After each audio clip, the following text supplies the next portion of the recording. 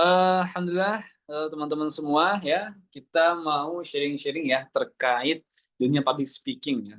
Ya, kita ketahui bersama bahwasanya kalau kita berbicara tentang public speaking, nggak jauh-jauh lah pasti, kalau nggak dari gemeter, kemudian apalagi nervous, apalagi kemudian, eee, malu-malu, gagap, dan lain sebagainya. Nah, terlepas dari itu semua teman-teman semua, nanti kita bakal bahas tipis-tipis ya. Nggak tipis-tipis, kayaknya bakal lama sih ini. Kita dikasih waktu 1 jam nih untuk ngomong. Wah, ini nggak apa-apa. 1 jam kita ngomong, oke, nggak apa-apa. Ya, teman-teman semua, pertama ya yang pengen saya sampaikan adalah, tentang bagaimana sih cara kita tuh bisa, memiliki karismatik dalam, berbicara di depan publik pastinya. Ya, ada sebuah hal ya, yang saya kaji ya. Jadi ada nih, namanya itu teori Asha. Nah, alhamdulillah saya, menemukan ya, bisa katakan menemukan. Jadi H+1 ya, Bisa kalau terus dulu kita tuh. tren-tren tuh ya day one ya, day one wisuda gitu ya, itu tuh sudah menemukan teori. Nah, teori ini yang kalau kita setarakan itu kayak di S3. Nah, kemarin tuh teori ini kita seminarkan di konferensi internasional yang diadakan oleh Winantasari, ya, Kalimantan Selatan. Nah, sudah diuji oleh profesor-profesor dan insya Allah akan diterbitkan di jurnal terindeks Sinta 2 dan akan saya bukukan untuk ya pegang-pegangan lah gitu. Nanti teman-teman boleh tuh kutip tipis-tipis lah ya. Nah, kenapa Kak kalau ada bahas tentang teori itu Kak? Ada nih yang menarik dalam teori tersebut ya teman-teman. Kalau kita ingin berkarisma, ya, kita minimal ya, Oh, oh, minimal itu punya keilmuan, ya. Kalau belum punya keilmuan, belum nyampe kalau kata anak sekarang tuh ya. Belum nyampe boy gitu kan. Ya, kita harus punya keilmuan. Kenapa kita harus punya keilmuan? Toh kalau kita ngomong ini kan bisa aja ngomong ya kan, apalagi public speaking ya kita modal ngomong doang, ternyata teman-teman semua ya. Kalau kita mau ngomong ya, khususnya di khalayak ramai, itu tuh jangan yeping. Tahu yeping ya teman-teman ya? Kayak ngomong bla bla bla bla tapi nggak ada materinya, nggak berobat dan sebagainya. Karena banyak ya, ya banyak di antara orang-orang di luar sana lah ya, itu kalau ngomong panjang lebar tapi nggak ada intinya. Insya Allah. Kebanyakan Iya biasanya boleh. itu kayak definisi, misal gini. Kalau kita misalnya ada pertanyaan ya tentang Kak bagaimana untuk kita menjadi orang yang sukses misal seperti itu ya. Nanti biasanya nih kalau teman-teman semua saya kasih ini koreksinya, kalau orang yang kebanyakan nyeping biasanya itu dia bakal ngomong tentang definisi. Contoh, baik, kalau kalau kita pengen, ingin menjadi orang yang baik dalam dalam berbicara, maka kita harus banyak-banyak latihan, ya. Berbicara itu adalah sebuah seni untuk kita bisa menyampaikan kata-kata. Intinya gitu.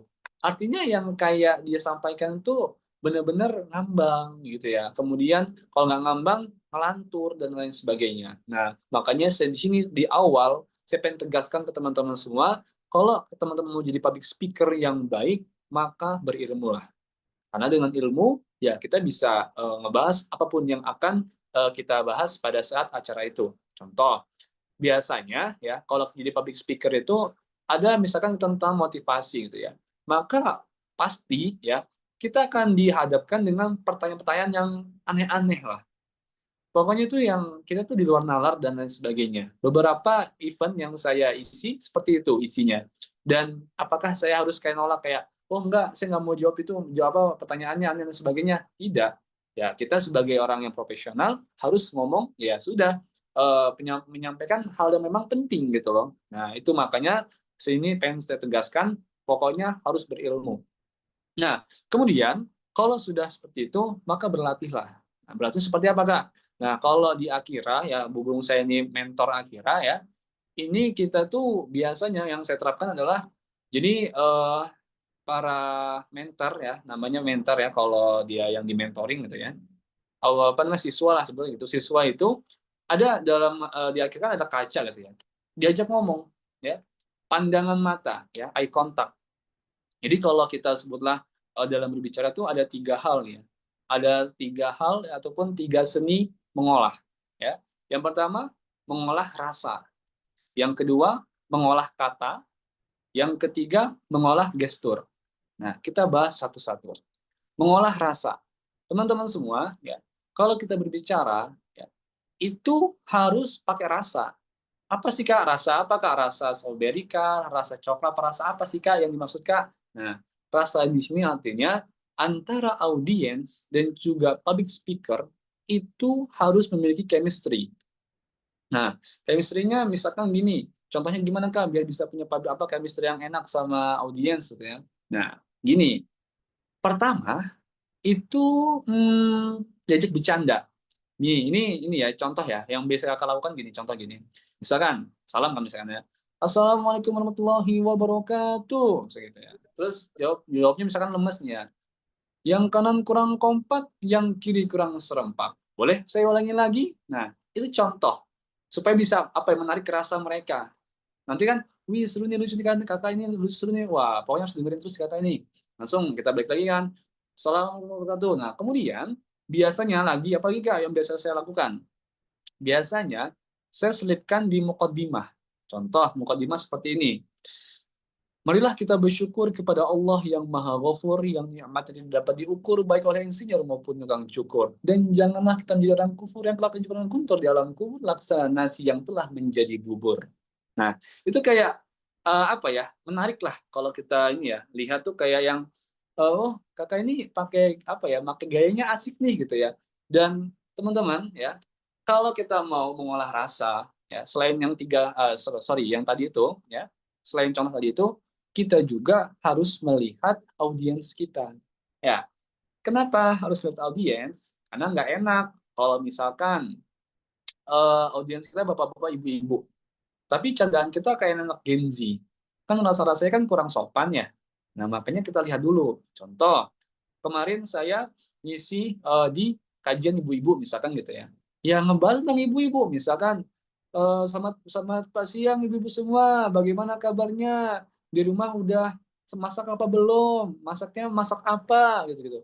Artinya ya ajak aja ngobrol ya. Ajak aja opening itu sesuai dengan audiens itu. Ya kalau memang ibu-ibu ya bahas rumah tangga, kalau misalkan anak-anak sorry, misalkan remaja kayak kita ini ya bahaslah hal-hal yang lagi viral yang di FYP TikTok ataupun ya Instagram dan sebagainya. Kalau misalkan bapak-bapak ya kita ngebahas tentang misalkan bapak-bapak itu apa ya bahasnya eh burung misalkan ya. Jadi bapak-bapak kan suka main burung tuh ya. Nah, itu biasanya dibahas kayak gitu. Jadi ya udah hal-hal yang sederhana tapi itu bisa masuk kepada audiens itulah yang dicari. Jadi teman-teman semua nanti kalau mau ngolah rasa ya itu harus dilihat juga tentang apa namanya kondisi dari audiens itu sendiri gitu ya. Nah, itu untuk mengolah rasa. Jadi supaya rasa antara audiens dan juga pemateri itu bisa dapat lah gitu supaya kita bisa lebih nyaman dan lebih nyambung pada saat kita berbicara dengan audiens. Nah, itu yang pertama. Yang kedua, ya, kita akan mengolah kata. Nah, mengolah kata. Apa nih Kak mengolah kata, Kak? Apakah kata-katanya di add-on ataupun dan sebagainya? Ya, tidak juga seperti itu, teman-teman ya. Jadi kalau mengolah kata ini, kata-kata yang biasa kita sampaikan, kata-kata yang biasa kita gunakan gitu ya di kehidupan sehari-hari itu nggak semuanya bisa kita pakai pada saat kita mengisi suatu materi. Contoh, misalkan kalau kita ngomong apa ya, nggak apa-apa misal gitu. Jangan ngomong nggak apa-apa, tapi pada saat misi materi ngomongnya tidak apa gitu. Artinya dan itu juga mungkin bisa juga nggak apa-apa kalau audiens kita sepantaran gitu ya. Artinya kita kayak ngomong ya chill aja lah, nyantai aja lah gitu ya. Karena memang berhubung di sini ya saya kira kita cukup ini ya seumuran semua ya. Di sini masih pada 16 tahun apa 19 tahun ya paling tua ya. Ya, kita sepantaran kok. Saya juga masih ya 19 tahun lah, 19 tahun lewat 2 tahun lah. Ya masih sepantaran lah kita hitungannya ya. Jadi kita masih enjoy, masih chill gitu ya, nggak yang kaku, kakak ini gini enggak. Kita sama-sama masih selama setahun lah ya. Yang bedanya saya lewat 2 tahun, gitu, apa-apa. Nah, itu kita harus bisa mengolah katanya. Misalkan kayak saya sampaikan tadi ya, misalkan pada saat mukadimah, mari kita bersyukur kepada Allah yang Maha Ghafur, ini nikmat tidak dapat diukur, boleh sunjil, istinjil maupun tukang cukur gitu. Jadi kayak menarik lah buat kita dengar. Kemudian apa lagi? Biasanya ya, kalau untuk mengolah kata ini, saya tuh banyak menggunakan kata-kata yang apa ya, bahasanya kayak puitis gitulah ya. Puitis itu supaya apa? Supaya kalau didengar tuh kayak enak gitu loh. Kayak apa ya, misalkan kalau kita ngomong apa ya, biasa gitu, formal dan sebagainya gitu, itu memang bagus, tapi ya itu kadang membosankan. Makanya kalau kita mau misalkan mau didengar lebih enak gitu ya, pakai kata-kata. Contoh apa ya yang seru, atau di sini boleh apa ini, oke ya, saya dapat pesan dari adminnya 2030 boleh ya. Jadi teman-teman semua terkait kata-kata ya. Biasanya misal nih, saya mau deh kalian ketik ya, ketik di kolom komentar apa aja, terserah satu kata misalkan kayak kipas misal gitu. Contoh lah, Bulan, yuk. Yang paling cepat saya baca, yuk. Biar interaktif. Duit, oke duit. Sudah cukup. Duit. Nah, bisa kita membahas tentang duit ya. Duit adalah sebuah alat untuk kita tuh menukar antara hal yang kita inginkan dengan orang yang kita inginkan. Dengan duit, kita tuh bisa membeli apapun yang kita inginkan. Duit itu memang bukan segalanya, tapi segalanya terkadang butuh duit. Nah, hal-hal yang seperti itu, jadi kayak apa ya, dia itu yang kayak lebih bolak-balik, tapi kayak enak didengar, itu makanya teman-teman cobalah baca-baca buku-buku yang kurang lebih seiras seperti itu. Nih, kalau teman-teman mau saya rekomendasikan buku yang memang enak untuk puitis-puitisan, tapi dapat ilmunya, teman-teman bisa bukunya judulnya itu Fihi Mafihi. Itu karangannya Syekh Jalaluddin Rumi. Itu bahasa Indonesia, tapi kata-kata beliau tuh yang benar-benar apa ya, asik lah. Kalau mau saya rekomendasikan boleh sebentar saya ambil dulu bukunya. Ya, di sini saya ada beberapa buku yang mungkin bisa saya rekomendasikan ya. Nih, yang pertama ini satu, kita promosi tipis ya. Ini buku yang pertama, judulnya Satu-Satu Mindset ya teman-teman semua. Ini buku saya. Ya, ini buku saya, kalau teman-teman mau boleh. Yang pertama, terus yang kedua ini novel. Ini puitis juga, tapi ini nggak ada ilmunya sih, cuman ini kayak seru-seruan aja ya. Judulnya Terima Kasih Untukmu Rania. Ini apa namanya? Bukan candaan ya. Ya pengen bikin buku yang novel-novel aja. Sini Kuningan dan Kenangan. Ini pada sesi KKN kemarin itu punya tantangan ke diri sendiri ya. Itu one day one chapter. Jadi alhamdulillah kemarin kepilih untuk KKN ini Nusantara ya. Jadi ada 68 kampus di Indonesia. Alhamdulillah dari UIN Lampung ada 5 orang dan salah satunya saya di Kuningan. Makanya judulnya Kuningan dan Kenangan gitu. Terus ini Lensa Polaritas. Ini buku yang kedua. Ini puitis juga buku-buku kayak gini nih. Terus, nah ini, Seni Berpulang Kepadanya Tapi Bukan Meninggal. Ini seru banget buku ini. Karena apa? Karena buku ini mengajarkan kita bahwasanya ketika dunia itu lelah, ya, ketika kamu merasa lelah dengan dunia, maka pulanglah kepada Allah. Tapi bukan meninggal. Itu contohnya misalkan kita ngaji, gitu ya, kemudian kita sholat, kemudian dan lain sebagainya, yang itu sifatnya itu mengingat kepada Allah. Yang terakhir ini Duta Akhir Zaman ya.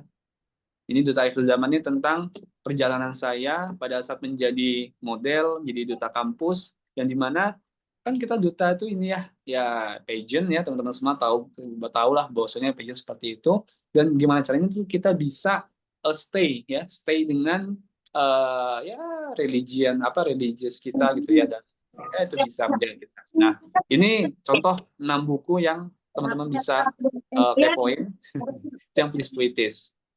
Tadi siapa nih? kasih promo Kak, boleh kasih promo. Ya nanti bisa kontak-kontak sama adminnya. Nah itu. Nah dari ini teman-teman semua, dari 6 buku ini itu tuh bisa mengantarkan saya sebagai pembicara yang berkarismatik gitu ya. Gini aja, simpel aja ya. Saya mau gini nih, misal gini nih, segini ya. Udah, kakak ini bagus gitu. Gitu. Itu singkatnya seperti itu. Kalau mau berkarisma. Kakak ini bukunya 6, kakak ini bukunya segala macam. Nah, apakah ketika saya bilang, berarti harus punya buku Kak supaya bisa berkarisma? Enggak juga gitu loh. Teman-teman bisa berkarisma dengan versi teman-teman masing-masing. Jadi misalkan di sini ada yang bisa, misalkan apa, bisa ori misalkan ya, contoh aja sih, ori misalkan ya. Nah, bisa ori, oke, sebelum sebelum apa ya, misalkan sebelum ceramah ataupun sebelum mengisi materi, kenalin nama saya Yaksha dan saya bisa kori misalkan. Bismillahirrahmanirrahim. Oh gitu. Kakak ini bisa kori gitu ya. Itu kayak yang apa ya? Orang ini berkarisma. Satu yang pertama ya, yang kedua. Yang ketiga, misalkan contoh lagi, perkenalkan, nama saya Yaksha dan saya bisa beatbox. Kan, kayak gitu. Itu apa ya teman-teman? Ya sebenarnya simple aja ya. Ya cuman BTK, BTK, BTK gitu ya. Tapi seru gitu loh. Dan itu bisa memancing antusias audiens supaya bisa stay dengan apa yang kita sampaikan. Nah, tuh, itu untuk mengolah kata. Jadi ketika teman-teman bisa mengolah kata ya, ataupun kalau kita ini ya istilahnya tuh intelligence of linguistic. Jadi kayak kecerdasan bahasa gitu ya. Dan itu teman-teman semua, surveinya adalah kecerdasan linguistik itu sangat diutamakan dari kecerdasan-kecerdasan lainnya. Contoh, eh, teman-teman tahu ya cewek-cewek sekarang ini ya, ya kita harus mengasik bang, iya kita harus mengasik ya supaya biar apa ya enjoy teman-teman tuh nggak yang aduh kalau ini ngomong apa sih lama banget dan lain sebagainya. Nah itu kita jauhi hal-hal yang seperti itu teman-teman semua. Nah jadi itulah terkait pengolahan kata ya supaya kita bisa menarik lah di hadapan orang lain. Terus yang ketiga, yang terakhir itu adalah kita mengolah gestur. Nah, gestur itu ada nggak cuma satu ya. Gestur ada tangan, ada wajah, ada badan. Contoh, ini contohkan ya, sedikit. Ini gestur tangan. Teman-teman semua, ya kita di sini bisa berbicara tentang public speaking. Nah, dalam hal ini saya sedang menjelaskan tentang bagaimana cara itu bisa menggunakan tangan sebagai gestur supaya bisa lebih nyaman didengar dan juga dilihat oleh audiens. Contoh untuk kita menggerakkan tangan.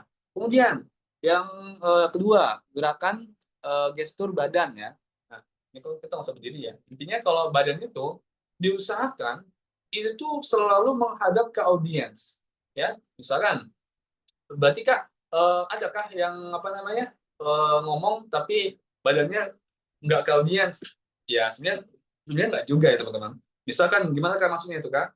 Maksudnya gini, misalkan pada saat kita tanya jawab ya, maka usahakan badan kita itu bisa center kepada yang menanya gitu ya, dan juga yang tidak bertanya pun ya kita juga tetap harus bisa stay, jadi badannya bisa gini-gini. Nah, dan jangan kebanyakan jalan, ya. Jalannya tuh yang kayak gimana kak? Ya jalannya yang kayak, ini saya nggak bisa nyontohin ya. Jadi kayak jalannya tuh maju mundur cantik itu nggak kayak gitu ya. Jadi jalannya tuh yang kayak misalkan kita mau ke sana nih, mau ke audiens yang sebelah kiri, jalannya nyantai aja gitu. Jalan nyantai, kemudian boleh deh sesekali tangannya megang mic dua gini boleh, dan tangannya di kantong tipis aja, tapi kalau tangan kantong tipis aja, tipis boleh dan lain sebagainya. Itu gerakan badan itu nggak boleh berlebihan, kecuali kalau lagi ice breaking, lompat-lompat dan sebagainya itu terserah kalian lah, yang penting nggak usah too much ataupun berlebihan. Nah itu. Kemudian yang selanjutnya adalah gerakan wajah. Nah teman-teman ya, wajah ini juga termasuk ya hal yang penting. Misal ini saya contohkan ya, teman-teman. Nah, jadi kayak teman-teman. Jadi misalkan itu kita mau ngajak kepada hal yang baik misalkan. Jadi teman-teman semua kita harus seperti ini. Nah, jadi kayak ada tatapan-tatapan yang kayak itu tajam. Terus misalkan nih, biasanya kalau kita ngomongnya agak rendah ya, agak apa pelan gitu ya, teman-teman, oh nggak sih? Nah, jadi kayak bisik. Jadi kayak misalnya kayak marah. Teman-teman, tahu nggak sih kalian? Nah, gitu. Jadi ada apa ini alis itu kayak gini-gini tuh ya teman-teman. Jadi nggak yang kayak no, tapi harus ada senyum sesekali kayak gitu kayak mainin muka lah. Gitu. Jadi supaya oh orang ini ada ekspresinya dan ada namanya smiling voice. Nah ini kayak halo teman-teman semua, gimana kabarnya nih? Kayaknya kita harus ngomong panjang lebar nih tentang public speaking. Nah coba bayangin kayak kalau sih ngomong kayak gini, teman-teman, tau nggak sih? Kita ini harus ngomong public speaking tahu. Kita harus membahas tentang public speaking yang mendalam. Itu kayak apa sih kakak ini sok cool banget gitu kan? Sok iye lah pokoknya gitu ya. Nah makanya kita nggak boleh kayak gitu. Nah eh kita public speaking itu bukan yang sok cool ya. Waduh kak, saya ini auranya pengen yang cool, pengen yang chill gitu. Sebenarnya bisa aja, tapi jangan yang lebay banget ya teman-teman. Kayak contoh nih, megang mic ya. Teman-teman semua, kenalin, nama saya Yaksha. Saya asal dari Lampung. Kan kayak apa sih? Kayak apa sih Kak gitu? Jangan gitu ya. Kayak gini aja. Halo teman-teman semua, kenalin nama saya Yaksha dan saya asal dari Lampung. Dan saat ini saya tinggal di Bandung untuk menjalankan studi saya dan sebagainya. Nah, itu kan enak buat di apa ya? Didengar orang. Jadi nggak cuma yang kayak nah itu dari yang seperti itu. Nah, itulah tiga hal ya, tiga olahan-olahan itu ya teman-teman semua, supaya kita bisa menjadi public speaker yang berkarismatik. Nah, jadi ada tiga hal yang perlu kita lihat dari gestur-gestur itu sendiri ataupun olahan itu. Kemudian yang terakhir adalah uh, pada saat kita berbicara teman-teman semua, diusahakan ya itu prepare-nya itu jangan H-min jam, yang bukan H-min jam sih, kan H itu artinya hari ya, jadi kayak aneh aja. Tapi kalau horse juga oke juga sih, tapi nggak apa-apa lah ya. Ya misalkan 1 jam sebelum kegiatan misalnya seperti itu. Jangan seperti itu. Nah, yang saya lakukan ya itu kalau saya mau mau ceramah gitu ya, itu belajarnya tuh dari jauh-jauh hari. Contoh nih teman-teman, eh Ramadan tahun 2000 tahun ini itu benar-benar tahun yang berat banget bagi saya ya karena eh, di sisi lain ya saya alhamdulillah sering lah ngisi-ngisi kajian di sekolah-sekolah online kemudian kuliah dan sebagainya itu alhamdulillah sering dan kayaknya itu tiap hari dan bahkan sehari itu bisa 2 bisa 3 di tempat-tempat yang berbeda itu benar-benar yang kayak padat banget kemudian di sisi lain qadarullah orang tua saya ya Umi itu masuk rumah sakit dan saya yang menjaga gitu loh harus bisa jaga gitu ya dan itu benar-benar berat banget teman-teman semua lantas kak itu gimana kak biar bisa fokus dan sebagainya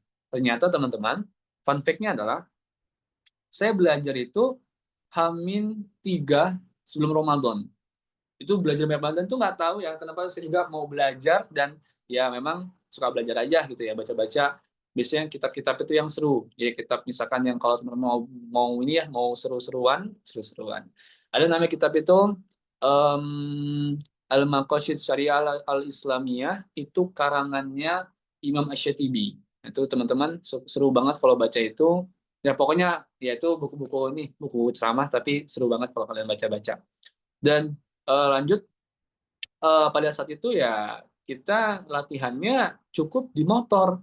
Jadi misalkan kayak di motor ya, oke kita capek pikiran dan sebagainya, tapi kita harus fokus, kita harus bisa profesional lah ya dalam menjalankan kehidupan gitu ya. Ya kita apa namanya latihan di motor. Nah itu hal-hal seperti itu teman-teman perlu dilihat. Terus kak gimana kak caranya biar bisa belajarnya enak, belajarnya itu gampang. Nah coba teman-teman semua belajar itu nggak usah serius-serius, chill aja, enjoy aja. Yang penting ilmunya masuk. Contoh kalau yang saya lakukan itu biasanya saya itu di kafe, kafenya bukan yang kafe mahal-mahal yang kopinya harga 30 enggak sih. Saya itu biasanya tuh beli apa ya? Pisang keju ya, pisang coklat itu enak kok. Nggak nyampe 20.000 nggak salah, paling 10 atau 15 lah. Itu di situ di kafe itu belajar ya nulis-nulis segala macam gitu ya. Dan apa hasilnya Kak? Oh, hasilnya lumayan. Ada tentang apa ya? Kajian apa surah Ar-Rum ayat 21 ya. Dan juga tentang eh, air, bahkan saya juga pernah neliti tentang air. Kalau teman-teman bisa ini, kalau teman-teman scroll ya, scroll di Instagram, jadi boleh tuh follow-followan. Nama Instagramnya yakshallah underscore YAKHSYALLAH underscore. Nah itu bisa nanti kita follow-followan. Ada di satu feed itu saya meneliti tentang air. Saya ini anak soshum ya, soshum banget lah pokoknya ya, hukum kan, anak hukum. Tapi meneliti tentang air, yang itu kalau kita bisa sebut tentang biologi ya, atau kita sebutnya MIPA ya. Tapi bisa ke sana gitu loh. Tapi ya memang bukan kajian disiplin saya, tapi ya sudah kita belajar yang awalnya. Saya pikir gini teman-teman, ini wawasan tipis aja sih tentang apa yang saya kaji malam itu. Jadi ada sebuah narasi dalam dalam TikTok itu nggak salah, dia bilang air yang didengarkan lagu rock itu partikelnya rusak, langsung masuk di partikelnya Rojo. pecah. Dan untuk yang di YouTube berkecil hati, teman-teman langsung bisa manfaatin. Oke, di mute, siap. Nah, eh, katanya ya air yang didengarkan lagu rock itu partikelnya rusak, pecah gitu loh, kurang lebih seperti itu. Kan saya orangnya kayak emang iya tah gitu kan ya. Alah ini mah orang mabuk agama doang ini mah gitu kan ya. Yang katanya ya paling ya pengen apa viral aja dan sebagainya. Terus ada orang yang bilang orang dalam VT itu ya, air yang dengarkan ayat suci Al-Quran itu apa dia bentuknya kristal, mengkristal dan sebagainya. Emang iya tah gitu kan? Emang beneran kayak gitu? Alah ini mah orang pengen apa namanya viral aja dan sebagainya. Nah akhirnya saya cobalah, dan kemarin itu dapat kesempatan dari adik tingkat ya, beliau jaga apa ya, jaga laboratorium biologi di UIN Lampung kemarin ya, kita tak tolong boleh nggak minjam, dan boleh gitu ya. Oke kita pakai dan kita teliti, kita pakai memang apa mikroskop itu ya, ternyata teman-teman semua benar ya, air yang dengarkan lagu rock itu ya, itu partikelnya pecah. Kemudian saya ngide lah, cobalah saya cek dulu lah apa namanya air itu menggunakan air itu yang masih murni, yang nggak didengarkan apapun, pakai mikroskop. Nah, air yang di apa ya, air yang di apa ya, tidak didengarkan apapun, itu partikelnya bintik-bintik. Ini kalau saya boleh kasih lihat sebentar ya, saya ada fotonya nih. Ini seru banget, soalnya beneran terjadi teman-teman, bukan yang gimmick doang. Saya cari dulu, ini agak jauh scrollnya, agak lama itu. Jadi kita bukan hanya sekedar muslim yang iya-iyain aja, tapi kita juga harus bisa mengkaji hal-hal yang seperti itu supaya kita ini jadi muslim yang beneran lah gitu. Nih, ini tuh sudah ketemu nih. Saya izin kamera belakang. Ini teman-teman, ini air yang didengarkan eh, ayat suci Al-Quran. Dia partikelnya kemas-kemasan gitu tuh. Terus nyatu gitu loh teman-teman. Nih, ini yang Al-Quran. Kemudian, mana ya? Nah, ini yang masih asli. Ini air yang masih asli. Dia ya gini lah, pokoknya molekulnya tuh ya. Kemudian, nah ini air yang didengarkan lagu rock, pecah tuh, kan? Partikelnya pecah dari sini. Terus, nah lagi ya. Oh lagu ini, lagu indie. Saya ngide cuma lagu indie kan. Mana ya? Coba teman-teman. Nah, ini kayak hampa gitu loh. Dia cuman kayak apa ya? Tidak, partikelnya hilang. apa sih hal baik yang bisa kita ambil dari penelitian tersebut? Oke, sorry, balik lagi ke muka. Oke. Ternyata teman-teman semua, kalau kita dengarkan lagu-lagu rock itu ya, lagu-lagu yang ngebass lah, apa yang ngebeat segala macam itu, memang seru kayak nah, kan? Tapi ternyata bikin badan itu kayak capek. Karena riset mengatakan bahwasanya 80%, 60 sampai 80% tubuh manusia itu terdiri dari air. Nah, sedangkan tadi kita habis melihat tentang air. Nah, itulah kurang lebih penjabaran secara singkatnya. Kemudian lagu indie, lagu santai gitu ya, sebenarnya seperti itu. Kemarin saya pakai lagu Blue. Berhubung saya suka lagu Blue yang na na na na na na na na na na, kurang lebih seperti itu ya. Itu bikin hampa, kayak kosong, kayak aduh bikin apa nih gitu ya. Nah, itu kurang lebih seperti itu ya, gambaran kalau kita dengarkan lagu yang seperti itu. Kemudian kalau kita dengarkan ayat Quran, ternyata kita bakal lebih kayak strong gitu ya, lebih kayak ya seru banget gitu ya pokoknya. Dan itu beneran terjadi, bukan hanya sekedar karena saya Islam kemudian saya membenarkan oh berarti kita harus sama dan sebagainya, enggak. Saya nggak mau jadi Islam yang ya iya doang. Ada sebuah logical fallacy ya, kesalahan berpikir dari kita ini teman-teman, apa namanya, bahwasanya kalau kita apa ya pengen untuk menjadi orang yang bahasanya itu apa tadi ya, apa bukan keren ya, bukan hebat juga, berkualitas lah sebut seperti itu. Maka kita juga harus sesuaikan dengan keseharian kita. Nah itulah eh, hal-hal yang mungkin bisa disampaikan terkait penelitian saya sedikit ya, supaya nanti kita bisa amalkan lah teman-teman semua. Dan itu salah satu. Nah barusan ya ada yang ngomong, kalau ngebahas air kak, ya kenapa saya bahas air di sini? Saya menyampaikan teman-teman semua, pada saat kita public speaking itu bukan hanya sekedar yapping, ya, tapi memang benar-benar ilmu dan ada dasar dan juga pembuktiannya. Nah, makanya ketika nanti teman-teman semua pengen ngomong, pengen di panggung dan sebagainya, maka buktikan. Maka sebelum kita berbicara, kita harus belajar terlebih dahulu. Itu yang saya maksud di awal. Berbicaralah dan menjadi public speaker lah yang berilmu dan juga berwawasan luas. Jadi public speaking bukan hanya sekedar kita ngomong tentang gemeter tangan, ya, bukan hanya sekedar kita ngomong di depan dan sebagainya, tidak. Jauh daripada itu, jadilah public speaker yang bisa menyampaikan segala hal, ya, keilmuan-keilmuan yang itu bisa kita gunakan dan bisa disampaikan bagi umat dan juga masyarakat di sekitar kita. Gitu. Itu sedikit ya teman-teman semua, sebagai pemantik supaya kita bisa berdiskusi nantinya, eh supaya kita tidak apa ya bahasanya ya tidak kaku lah ya. Nggak, saya di sini nggak mau cuma hanya sekedar berbicara apa bisnis dan sebagainya, tapi juga kita akan sharing-sharing lah terkait apapun ya teman-teman semua yang mau disampaikan, yang mau ditanyakan, monggo. Mungkin itu aja dari saya. Beginilah cara berbicara, ya. Beginilah cara kita untuk menyampaikan, dan percayalah setiap orang itu memiliki cara tertentu untuk menyampaikan. Maka carilah versi terbaikmu masing-masing. Mungkin itu aja dari saya. Saya akhiri dengan mengucapkan alhamdulillah. Saya kembalikan ke moderator. Terima kasih. Oke, sebelumnya terima kasih. Selamat malam untuk Kak Yasha, Kak Yunita, dan teman-teman semuanya. Perkenalkan, saya Dinda Amelia. Ya, saya dari Malang, warga Malang ya, warga Jawa Timur yang terkenal dengan Sanhorek. Di sini izinkan, ya, betul.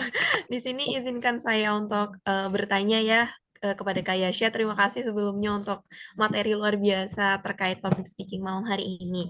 Nah, karisma dan kepercayaan diri itu kan kita tahu kalau itu dibentuk bukan bawaan tapi benar-benar dibentuk bagaimana orang mau berusaha, bagaimana orang mau membentuk diri gitu kan. Tapi juga kita tahu ada individual differences atau perbedaan pada setiap individu gitu. Katakanlah kita ambil case seperti seorang public speaker yang masih awam, masih baru ingin menggeluti dunia public speaking gitu. Mereka kan pasti masih punya rasa ragu atau rasa takut untuk bisa tampil di luar out of the box-nya mereka. Lalu mereka juga pasti akan menjadi orang yang lebih perfeksionis atau kurang bisa menyeimbangkan bagaimana terkait dengan karisma mereka gitu yang akan dibentuk. Nah, menurut Risha nih, gimana sih cara ideal untuk bisa menyeimbangkan antara itu karisma yang dibentuk atau dengan diri mereka yang baru mulai meluncur ke dunia public speaking gitu, supaya mereka juga jauh lebih yakin gitu. Ya, lagi-lagi ini membangun keyakinan diri juga gitu, karena individual setiap orang sepertinya juga punya cara masing-masing yang, aduh, coping akan takutnya gimana nih gitu, cenderung lebih was-was dan banyak lainnya gitu. Mungkin itu dari saya. Terima kasih Kak Yasha untuk materinya. Saya kembalikan ke Kak Yunita. Terima kasih. Baik, gimana Ki, Kak Yasha? Oke, boleh. Langkah pertama yang paling awal ya buat Kak Dinda Amelia ya, yang terkenal dengan sound horeg-nya. eh Kakak harus check out ini dulu. Nggak, bercanda. Tentang perbedaannya. Ini ada tentang perbedaan ini yang saya bahas. Jadi kita dalam public speaking ya, dalam berbicara di depan publik itu, ya kita nggak untuk kemungkinan tentang perbedaan ya, perbedaan orang, perbedaan. Nah, yang saya bahasnya ada 5 ya, ada perbedaan agama, kemudian ada perbedaan generasi, terus gender, kemudian ada juga tentang politik, juga tentang entitas atau etnis budaya. Nah, dari hal-hal yang itu ya, supaya kita bisa berkarisma, kita harus bisa melihat dari sudut pandang yang banyak. Ingat, di dunia ini yang benar itu cuma satu, tapi yang baik itu banyak. Wow, gimana kamu maksudnya, Kak? Oke, misal nih, yang baik, kita menolong orang, baik kan? Tapi menolong dalam maling misalkan gitu. Kita menolong orang yang maling, tapi kan itu nggak benar. Nah, makanya ketika kita bisa melihat suatu perbedaan, maka kita lihat dari sudut pandang baiknya saja. Nah, hal itu bisa menimbulkan sebuah bahasanya, aura karisma itu sendiri. Misal, kalau kita dalam berbicara, banyakin kata tergantung. Waduh, apalagi Kak kalau tergantung, Kak? Ya, tergantung. Contoh, Kak, gimana Kak biar kita tuh bisa berbicara dengan baik dan benar? Tergantung. Ya, kamu sudah baca buku banyak belum? Kamu sudah belajar yang banyak belum? Kalau kamu belum belajar yang banyak, ya, maka ya kamu perlu belajar dulu. Tapi kalau kamu sudah belajar yang banyak, maka kamu harus langsung praktek di kaca dan sebagainya. Artinya apa? Dalam case yang contoh yang memang agak aneh itu ya, kita harus bisa melihat nih sudut pandang dari berbagai macam pihak gitu, supaya kita bisa menilai, oh ternyata orangnya seperti ini, dan itulah bisa menimbulkan sebuah kepercayaan diri dan juga bersifat karismatik. Dan juga teman-teman semua yang terakhir ya, untuk ini ya, perbanyak melihat orang ya. Artinya gini, membaca itu teman-teman semua itu nggak tentang baca buku kok ya. Baca itu kalian bisa melihat sekitar kita, sebuah fenomena-fenomena ya, kemudian hal-hal yang menarik dan sebagainya, itu perlu kita lihat secara mendalam supaya kita bisa menilai, dan pada saat kita berbicara ya, itu bisa dinilai, oh orangnya berbobot ngomong-ngomong, oh orangnya ada ilmunya dan lain sebagainya. Nah, harapannya seperti itu supaya pada saat kita berbicara nanti itu enggak yang omon-omon ya bahasanya ya. Kita harus bisa ngomong ya yang berisi. Kayak tadi barusan, saya langsung buktikan. Ini loh teman-teman, ini ada foto yang saya sampaikan ya.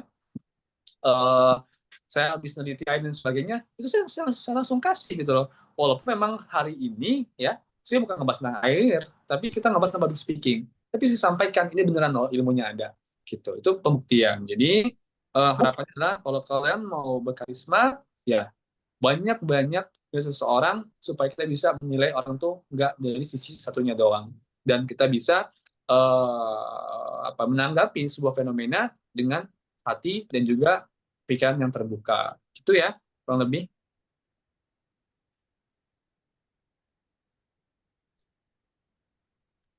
Kak Stonehorek.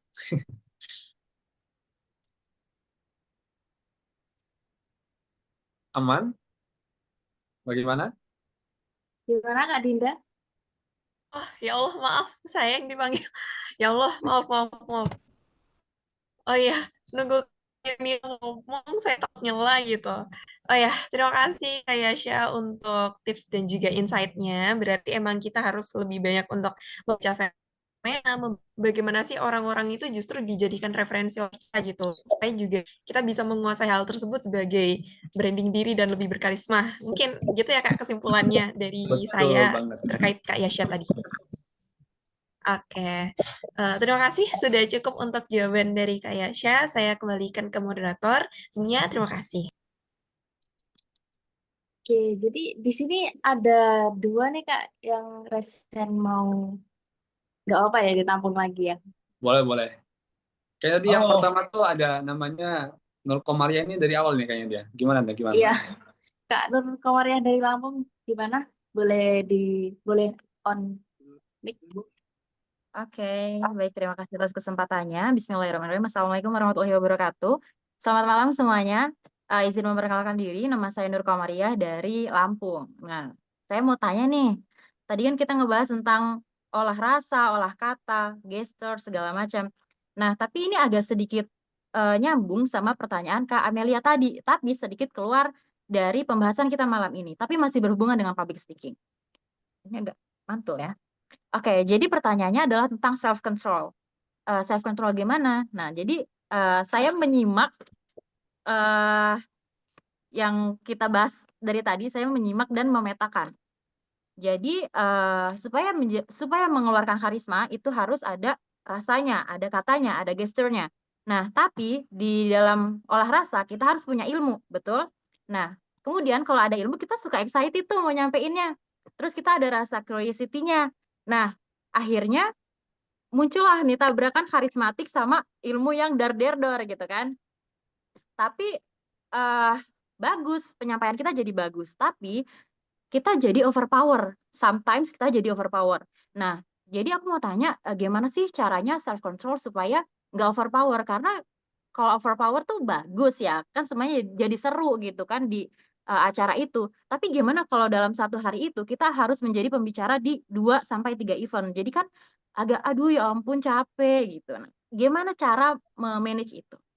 Sekian, terima kasih. Oke, sama-sama. Oke, untuk self control ya. Ya, pasti mungkin Kak Nur Komareh ini sering ngisi-ngisi ya. Sehari nggak cuma satu ya.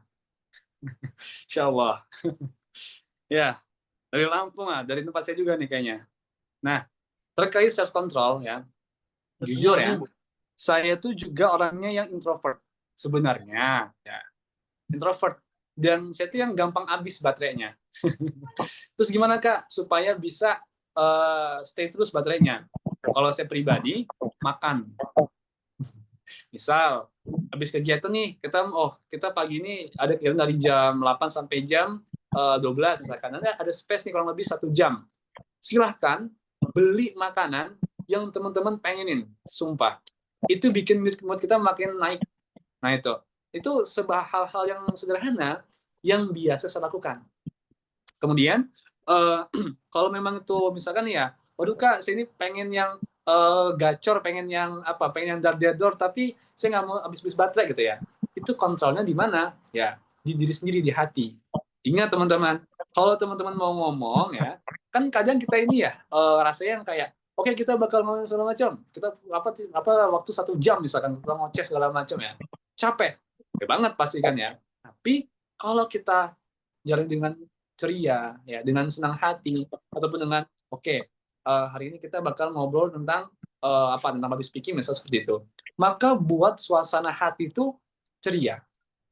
Ingat, kalau dalam buku filosofi teras teman-teman semua, kita tidak bisa mengatur sikap orang kepada kita, tapi kita bisa mengatur sikap kita pada orang lain. Artinya apa ya? Hal-hal yang bukan kuasa kita, cukuplah kita yaudah deh nggak apa-apa gitu. Ya udahlah, enjoy aja. Karena kadang ya ada beberapa event yang itu bikin capek banget. Misalkan ada perlakuan orang-orang yang bikin itu kayak nggak mood, ada hal-hal ucapan-ucapan orang yang bikin kita capek dan sebagainya. Itu kita perlu kontrol. Nah, dan teman-teman semua ini agak jahat dikit tapi nggak apa-apa, saya kasih tipis-tipis saja. Hindari orang yang seperti itu.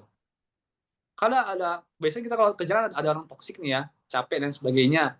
Bahkan kita belum dengar dia ngomong, baru lihat mukanya deh, enggak deh.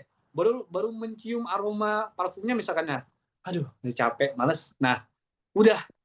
Pokoknya orang itu tinggalkan dulu sebentar ya. Sebentar bukan berarti saya waduh kayak musuhan, enggak.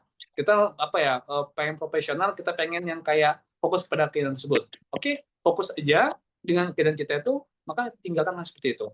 Yang penting, kalau saya rasa kalau untuk Kak Nur Komaria sudah banyaklah ilmunya ya, jadi nggak usah belajar lagi ya. Jadi tinggal gimana cara kita bisa mengkontrol itu semua. Nah, jadi itulah hal-hal yang mungkin bisa dijalankan nantinya gitu ya. Untuk self control, ya kita kembali ke diri kita pribadi. Kita perlu banyak afirmasi diri.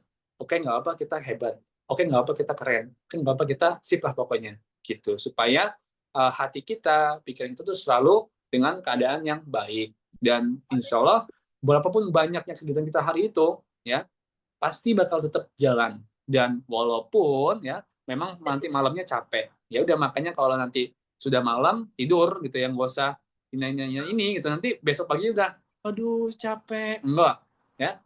Makanya kalau udah malam tidur ya, malam tidur, jangan begadang. Aduh Kak, saya baik kegiatan macam, ya sudah nanti lanjutin habis sholat subuh gitu ya. Jadi nggak usah waduh Kak saya besok paginya lemes lagi ya, jangan seperti itu nggak baik buat diri kita sendiri. Ingat, kita boleh baik pada orang lain, tapi kita juga harus lebih baik kepada diri kita sendiri. Gitu ya teman-teman semua. Itu gimana Kak Nur Komaria dari Lampung? Masya Allah. Baik, terima kasih, Kak. Ya, sama-sama. Selanjutnya ada Kak Ahmad Samih Yafi. Sudah raise hand ya. Boleh dong open mic dan open cam. Oke Kak, terima kasih Kak. Halo, Assalamualaikum, selamat malam teman-teman, juga Kak pemateri dan juga Kak moderator. Izin mengenalkan diri, nama saya Ahmad Sami Yafi. Ya biasa dipanggil Yafi, saya dari Sidoarjo Kak, Jawa Timur. Jadi tetanggaan sama Kak Nabila tadi yang bertanya. Oke Kak, tadi saya mohon maaf tadi saya gak terlalu menyimak materi yang disampaikan sama pemateri karena saya juga bentrok sama acara juga. Nah, ini ada yang perlu saya tanyakan terkait dengan public speaking. Biasanya kalau kita sebagai materi pasti menyiapkan sesuatu yang nanti akan disampaikan. Tapi yang jadi tantangan dari seorang public speaking biasanya itu tidak mengetahui siapa aja yang nanti kita kita audiensnya, lebih ke audiensnya kita nggak kenal gitu. Terus bagaimana sih bagaimana kita menyesuaikan gaya public speaking dengan audiens yang berbeda?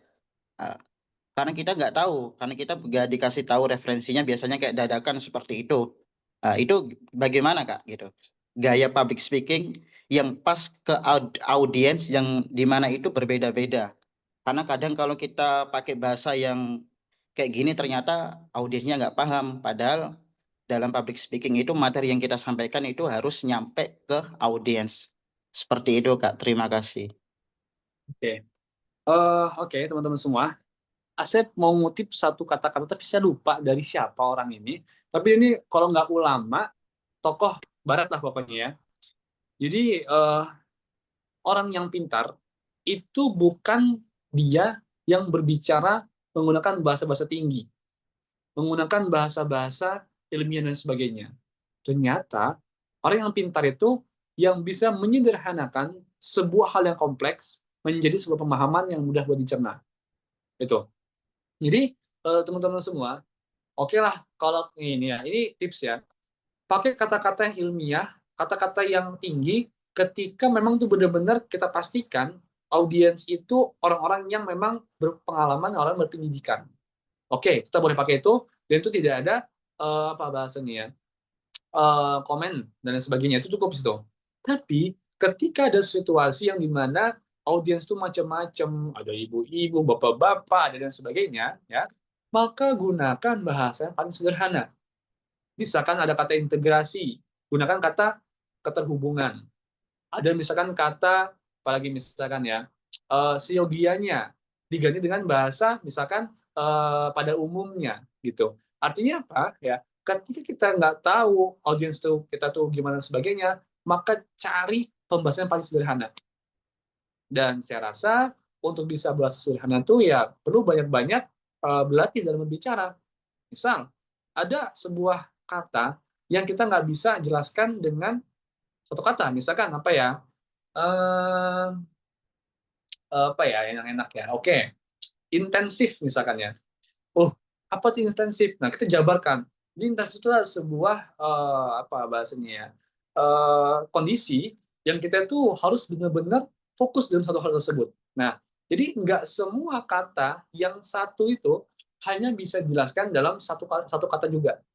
Tapi kadang ya satu kata itu bisa dijelaskan dengan bermacam dan juga beberapa kata. Misal kayak kalau teman-teman pernah baca ataupun pernah pakai kamus Oxford.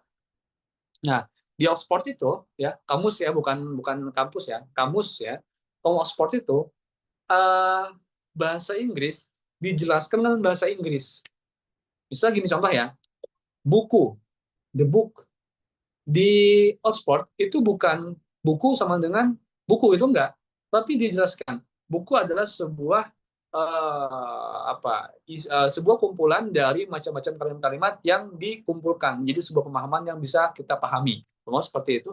Nah, itu sebenarnya lebih seperti itu pembahasannya. Jadi maka pada saat teman-teman nantinya berbicara di depan ramai orang dan kita nggak tahu itu kondisinya seperti apa dan sebagainya, maka gunakan bahasa yang paling sederhana supaya siapapun bisa mendengarkan juga bisa memahami apa yang kita sampaikan. Lebih seperti itu ya singkatnya.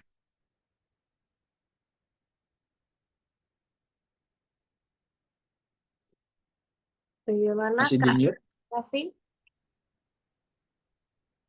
Sudah jelas?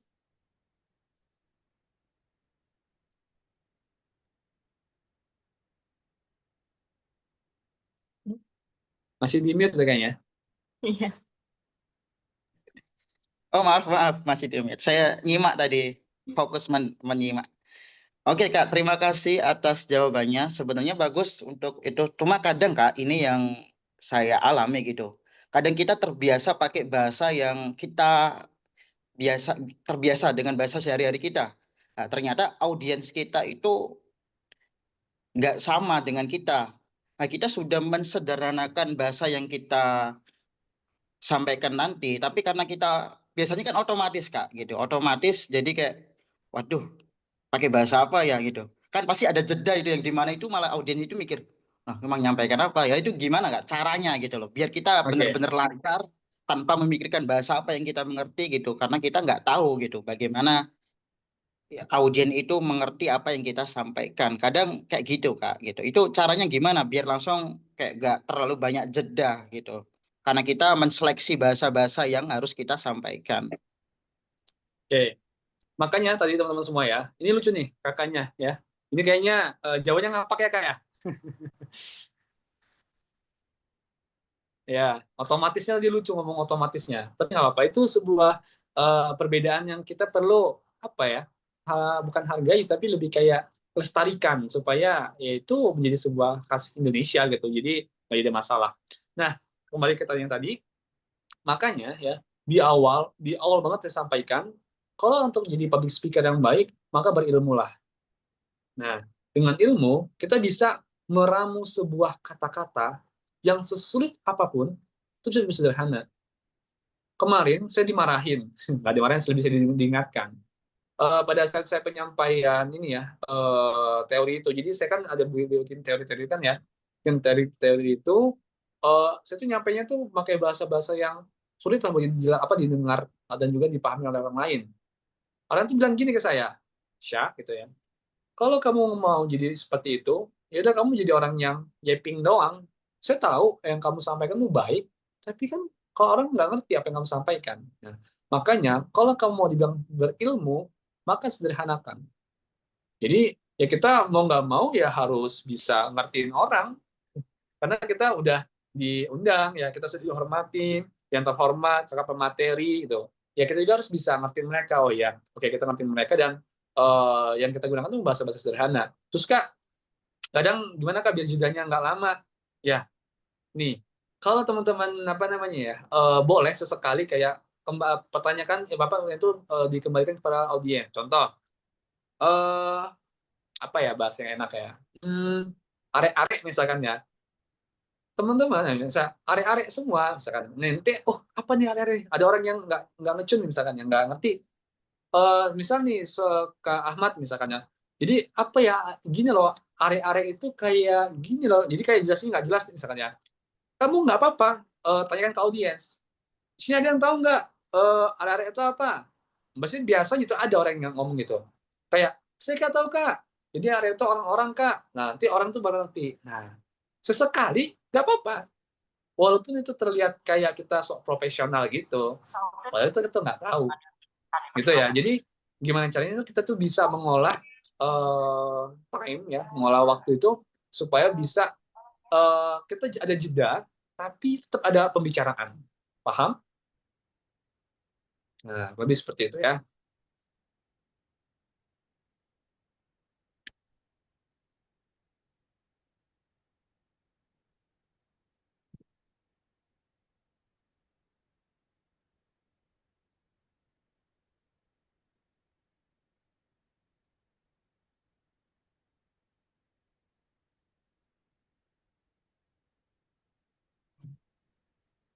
Mohon maaf Kak, ini moderatornya kelempar nih, sinyalnya buruk kayaknya. Bagaimana? Dari Kak Ahmad Sami, Oke Kak, mungkin terima masih kasih. Bisa dipahami dan dimengerti. ya, bisa. Oke Kak Yasa, mungkin sambil nunggu moderator masuk lagi, ini ada banyak Kak pertanyaan di kolom chat nih. Saya bingung nih mau baca yang mana. Wah, ada banyak. Banyak aja. Saya mau ini jawab nih. Link absen Ya, boleh sudahkah? Kak. Ya. Itu pertanyaannya tuh. Jawabnya gimana tuh pertanyaannya tuh? Duh, Ini maaf, pertanyaan. maaf teman-teman. Nah, ini udah balik. Tiba-tiba live sendiri. Oke, dari Kak Yasha masih ada waktu untuk menjawab 1 atau 2 pertanyaan lagi. Boleh. Aduh, bisa Bagaimana? Siapa nih yang menanya? Saya nggak mau nunjuk lah. Nanti saya di ini lagi. Saya di apa? Saya nggak disukain lagi nanti. Kalau kok nggak milih saya mau saya ke moderator aja. Room chat itu ada di room chat tempat saya hilang Kak, soalnya Oh, hilang ya? Oke, ya. Aduh. Ini licik ini, kayak Nita ini kayaknya pengen limpahin saya kayaknya. Udahlah, saya baca lah ya. Cap cip cup ya. Oke, saya milih yang paling awal deh. Gimana caranya ngatur lagi udah aman, gimana caranya tetap percaya diri waktu kita ngomong depan. Oke, dah. Selain tadi jam tanya gimana caranya maksud nanti. Oke, ini menarik nih. Kak, ini dari Yolanda Mahniar. Kak, saya Yolanda, ya, saya Yaksha. Izin bertanya, gimana sih cara kita menguasai materi sebelum presentasi atau melakukan public speaking? Sering banget udah belajar tapi tiba-tiba ngeblank, Kak. Tahu nggak teman-teman semua? Eh, saya malam ini, alhamdulillah tidak belajar, gitu ya. So, ya, tadi ngapain Kak dari tadi Kak? Saya tadi habis maghrib, angin buku ya, ngedit cover buku. Kemudian habis itu ini langsung sholat, habis itu langsung ngisi kan. Itu saya menyampaikan bahwasanya teman-teman semua belajar itu ya itu nggak harus berapa jam sebelum kita ngisi materi. Belajar itu bisa kapan aja. Terus gimana Kak biar bisa memahami secara mendalam? Maka kalau teman-teman sulit, atau termasuk orang yang sulit dalam memahami suatu perkara ya, suatu hal, belajar yang jauh-jauh hari. Kayak saya misalkan, oke, Kak, kakak belajar kapan Kak? Oh kemarin udah lama gitu. Saya dulu pernah kok pas masih SMP kelas 1, kalau di kan MTS ya, anak pondok, itu udah persiapan 1 minggu, 2 minggu, 2 minggu di depan kelas. Kalau di pondok namanya muhadharah, teman-teman, itu gemeter, masih cuma baca doang, ini baca itu, gemeternya ya minta ampun lah pokoknya ya. Tapi walaupun tuh saya udah 2 minggu belajar tuh, gimana Kak biar bisa stay gitu, banyak-banyak tadi saya sampaikan tadi ya di awal, eh, apa namanya, jam terbang tuh bukan teman-teman harus minta space untuk kalian berbicara supaya enggak kok, banyak-banyak aja latihan-latihan di rumah gitu ya, banyak ngolah-ngolah kata supaya bisa lebih gampang pada saat penyampaian nantinya gitu ya. Jadi kalau gimana caranya bisa memahami secara mendalam, kurang lebih seperti itu Kak Yolanda ya. Jadi belajarnya jangan di hari itu tuh. Oke, lagi nih. Satu lagi ya Kak ya. Boleh?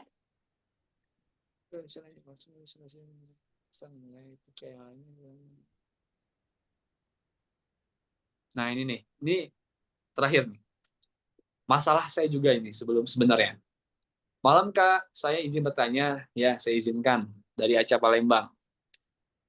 Kenapa ya Kak, kalau bicara sama orang itu selalu belibet dan kadang nggak jelas? Itu saya banget, serius tuh saya banget pokoknya tuh. Saya, itu kalau ngomong tuh kayak belet, belet, belet gitu. Itu sering, bahkan ya sekarang pun ya saat ini pun masih sering kayak gitu. Tapi gimana Kak, caranya biar bisa ya paling nggak meminimalisir. Nah, barusan aja ya, meminimalisir itu gimana caranya Kak? Ya, caranya adalah kasih space buat napas. Serius. Teman-teman ya, kalau teman-teman itu pikir berbicara public speaking itu adalah kita seni berbicara doang, itu salah ya. Seni berbicara itu ternyata di dalamnya ada juga seni bernapas. Bernapas kita ngasih jeda supaya kita kasih ancang-ancang buat lisan kita yang cendal ini itu bisa ngomong lancar. Nah, gitu. Saya kayak gitu. Jadi kemudian yang kedua, banyak-banyak latihan ataupun senam mulut. Gimana Kak senam mulut Kak? Apakah pakai lagu yang apa sih yang lagi viral tuh yang tahu nggak yang tabole itu teman-teman? Yang cewek Minang sama Tahu. ini abang-abangan timur tahu ya? Tabole itu yang lagi viral tuh ya. Nah, Kita itu punya teman-teman semua bukan itu senam yang dimaksud. Senam yang dimaksud gini. A, I, U, E, O. Tapi itu makain ya. Ini jelek dikit nggak apa-apa ya.